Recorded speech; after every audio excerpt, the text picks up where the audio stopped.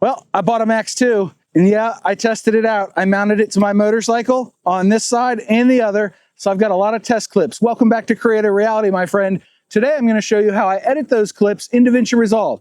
And these methods should work with any video editing software and any 360 camera.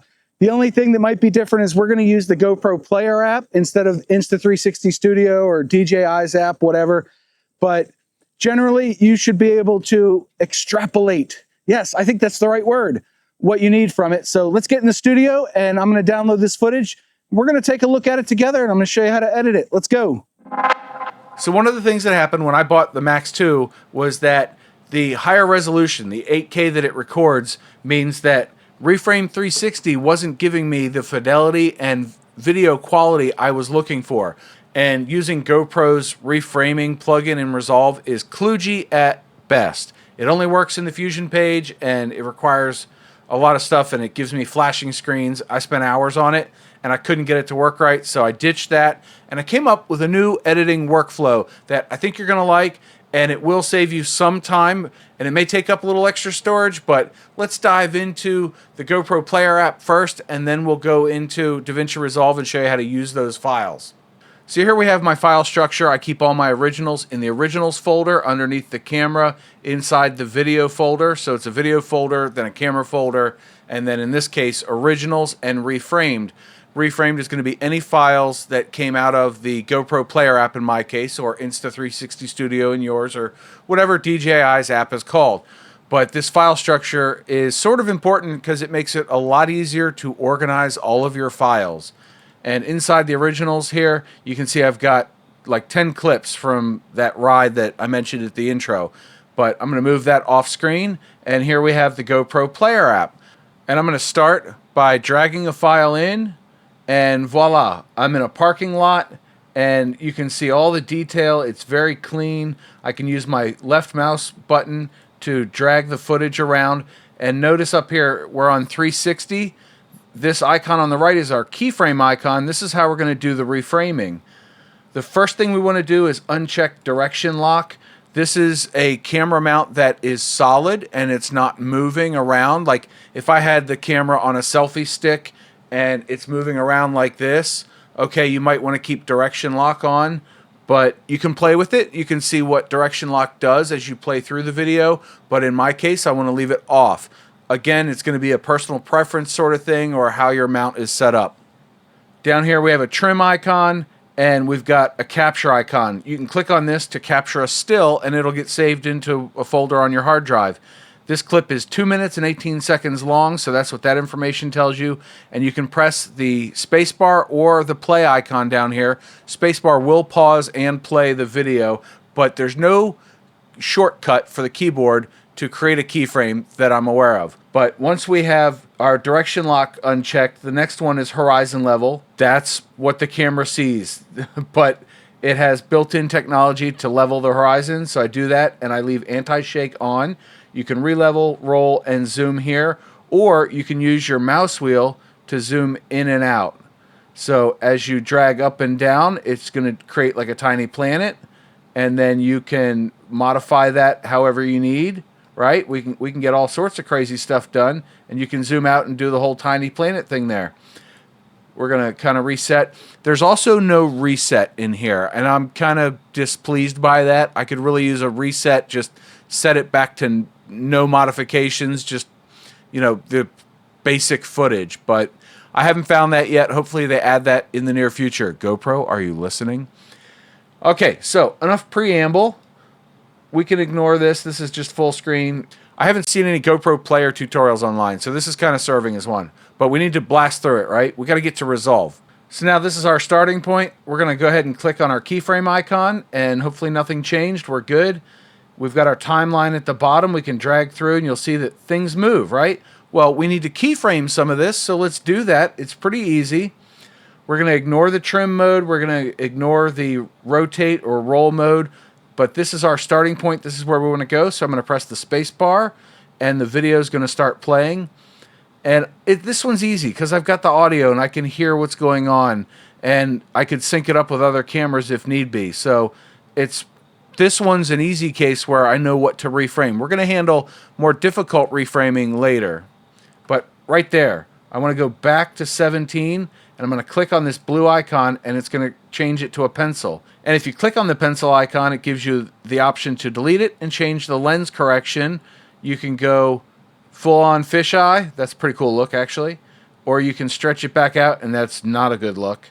But it gives you this text box down here and the up and down arrows, so you can pretty easily reset it. I just leave it at 0. 0 is good enough. But we have our first keyframes. Click on the video itself, and then it's going to say, hey, do you want to undo your changes or save them? I'm going to save them, and then I'm going to press the space bar, and then we're done moving right about here.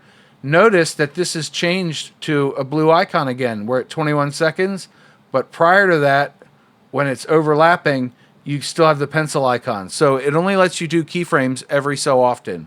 But I want to go back to, what did I say, 21, and I'm just going to change the framing a little bit, and I'm going to zoom out a little bit, and then I'm going to click on the keyframe. So now we have a second keyframe, spacebar to play.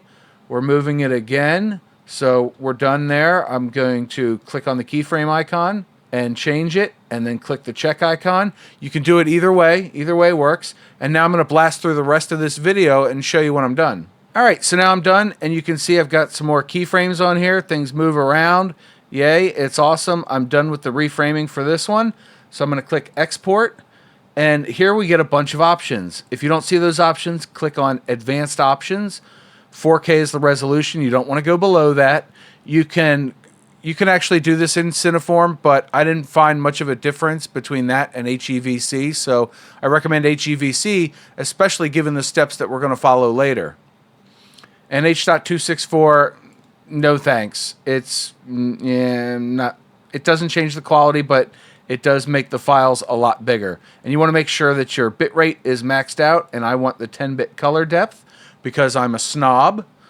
And then I'm going to click next. If you're doing multiples, you can send to queue, but I want to do them one at a time for a specific reason. So now I've clicked on next, and I want this to go into my reframed folder, and I'm not going to overwrite one right now, but this is my 1008 or 10,008. You could put reframed in there. You can put other file names in there, and I'm sort of getting ahead of myself, but there, you can see on screen there are other files. We'll cover that in just a second. So I don't actually need the file, so I'm going to click cancel. I'm going to exit that. So here I have opened another file. I'm going to turn off my direction lock, click on my keyframe icon. I want this one to be facing forward. And then I don't think this is quite level, so I want to click rotate, and with my left mouse button, drag up and down. There we go. That's pretty level. I think that's level there. Click it again to turn off that mode. Now we're reframing, but we're keeping that level. And I think that's good. And what we're going to do is we're going to click on this keyframe icon, and this sets a keyframe for the whole file. Then I can follow the normal export, and this way we'll have a forward-facing file. I can add forward to the file name so it's easier to find later, but we'll do the forward, and then I could actually drag this to the side, click my check icon to overwrite the keyframe, and maybe I want to re-level it, check mark, export, add side to that one. I can rotate and click check and export and add backward. And that gives me three angles there. And the last one you want to do, if you're going to do it this way, is to reframe it with all the keyframes like before. GoPro's Player App will save the keyframes from session to session. So if I close GoPro Player and I have keyframes in there, when I reopen it, it will have those keyframes still, which I think is pretty cool. Thank you very much for that, but you want to do that one last in case you need to refine things later, as I'll show you that I did. So we're done with GoPro's Player App, and I've got my timeline, and it's got everything in it. Well, how did I set this up? Well, I created a multicam clip, and if you want a tutorial on multicam, it's right up here. And even if you're only using your Max, but you may want 3 or 4 angles from it, you can really easily sync up all those files that you just exported and create a multicam clip. So follow that tutorial and then come back here and keep watching. And now we're inside multicam ride, right? Let's drag this up so we can see all the angles. We've got a bunch of angles. I've got my helmet, handlebars, the reframed, so this is the one with all the keyframes on it from the Max, and then forward, backward, and side. And then I've got the same thing for my video. So that's audio and video. And if you'll notice, if I zoom in, Alt mouse wheel to zoom in, all of my GoPro Max 2 footage is all synced together. So in my case, I used a horn honk because I found that the GoPro Max 2 could hear the horn. It wouldn't hear me yell out, sync 1, sync 2, sync 1, sync 2. It couldn't hear that, but it could hear the horn, which I think is really helpful. But if I drag up here and you can see all the audio tracks, they're all lined up really close to each other, right? Well, my helmet cam is the one with the hero audio. If we look at this area here, you can very clearly see in the waveform that I am speaking, but you hear very little of that in the handlebar camera and almost none of it in the Max 2. But you do see in the waveform those 3 horn honks. So you can sync up your footage, and then literally you just grab all your Max 2 footage and you can drag it around. Control Z to undo. I do not want to screw up my sync. I haven't actually exported that final video yet. Whoopsie. But here we have everything synced up. So even if you have 2 other cameras you're working with, you're really only syncing the 3 cameras because you have your hero camera, secondary camera, and then your 360 camera, in my case the Max 2. Just drag all those Max 2 files around together so that they're all synced up with everything else, which is pretty easy to work with, right? But then we're going to go back to my main timeline, and it's going to rebuild the audio waveform from my multicam because I messed with it. And then I'll show you. Here we go.